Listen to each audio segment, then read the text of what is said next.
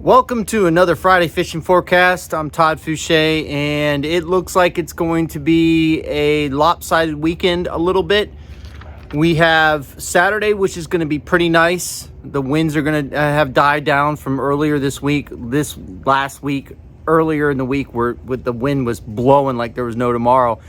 Myself and a friend of mine, Nick from K-Sal Boat Works, we went up to Ibex to check out all the new stuff coming out from all the suppliers for boat building and things like that. And we were in his 41-foot K-Sal, and it was a little choppy, but of course that boat took it like there was nothing there.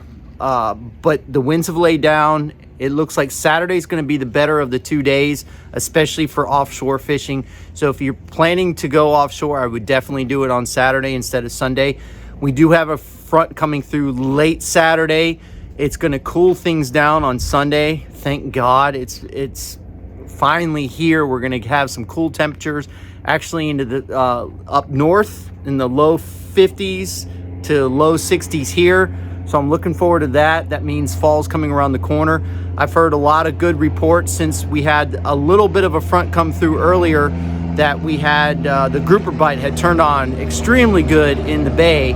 And Captain William Wise has been sending me some pictures, and they've been catching fish here in the last couple of days at 31, 33. They caught a 22-inch snapper on a 6-inch pinfish.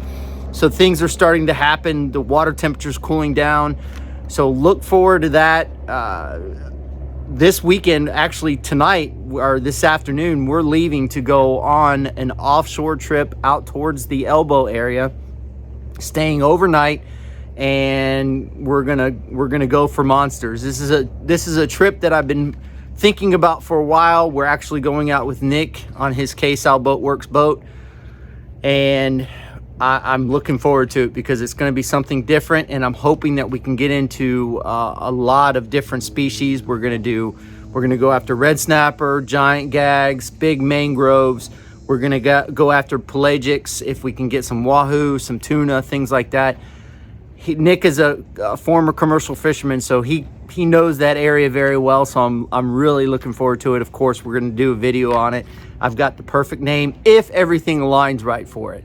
But anyway, enough of that. Let's go into the Friday fishing forecast, talk about the tides and schooners for this weekend and what we have in store. On Saturday, we have a high tide at 6:03 a.m. at a 2.4 foot. Then we have a low tide at 3:43 p.m. at a 0.6 foot. Then on Sunday, we have a high tide at 8:46 a.m. at a 2.3 foot. And then we have a low tide at 4:44 p.m. at a 0.6 foot. On Sunday, or on the schooners on Saturday, we have a major feeding time from 7:14 a.m. to 9:14 a.m. Then we have a minor feeding time from 2:59 p.m. to 3:59 p.m. Then on Sunday, we have a major feeding time from 8:03 a.m. to 10:03 a.m. And then we have a minor feeding time from 3:39 p.m. to 4:39 p.m. Now, on that major that's on Saturday, it coincides with that sun coming up. So that means that there's going to be a barometric change. And usually when the sun is rising and the sun is lowering, the barometric actually drops a little bit. So that's why you always hear people talk about the sunrise bite or the sunset bite. That's why, is because the barometric pressure is changing and lowering, and those fish put on the feed bag right at the sunset and sunrise. So when you coincide that with a major feeding time or a minor feeding time, the bite should be pretty good. And as you saw on those tides, we have a pretty good outgoing tide, but it's a long outgoing tide during the day. So once it gets to that kind of lower part of the tide, I would suggest, if you're going to go fishing for grouper and snapper in the bay, I would suggest hitting that slower tide in the afternoon and hitting that minor feeding time, but also hit that major feeding time early in the morning. With the current flow being the way it is, I would definitely look for inshore fish in the morning and then grouper and snapper in the afternoon. And unfortunately, as we all know, most of us know, not all of us, but the grouper season, gag grouper season, is closing on October 19th. Don't understand it. They said that they got our quota recreational wise. I don't know how that happened or even close, because we had a hurricane that came through, so it really cut down our time to get offshore. So it's just, I'm trying to think of ways to combat this, and hopefully we find a way, because there's a lot of different things being said. I've heard a lot of people speak about a lot of different things. Some make sense, some doesn't make sense.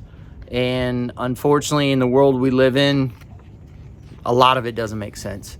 So Gag Grouper is closing on October 19th, unfortunately. I also wanted to talk about the Fins Fishing Club. They have a tournament coming up this coming up weekend on the 14th. It's an open tournament. Anybody can join.